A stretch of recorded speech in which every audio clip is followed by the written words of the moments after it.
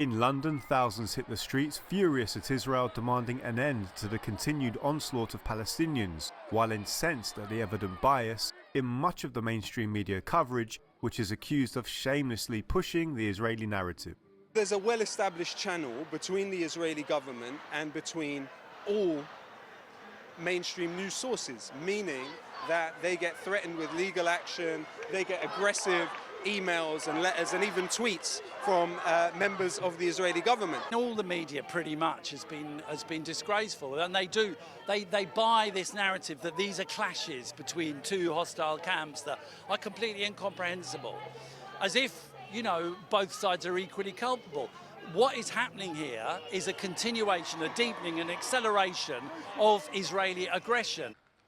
Organisations like the BBC, funded by the British taxpayer, claim to be impartial, but have come under fire for presenting the murder of Palestinians as an equal conflict of two sides, and in the past of yielding to Israeli pressure over the nature of their coverage, and of simply not doing their job of reporting the truth of the reality of the war against the Palestinians. Journalists already suffer from,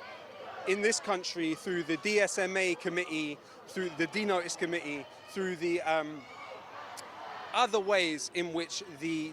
state is able to basically dictate to the media what they should report. There is absolutely no balance in this conflict. You cannot talk about balance between one of the most heavily armed militaries in the entire world, which receives billions of dollars of funding from the US government every year, which it puts into its military, on the one side, and on the other side, you have an unarmed civilian population.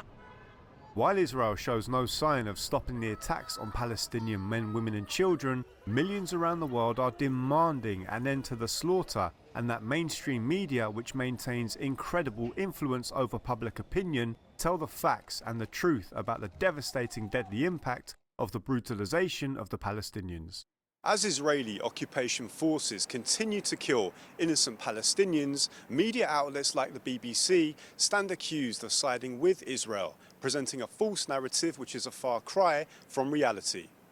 Richard Sudan, Press TV, London.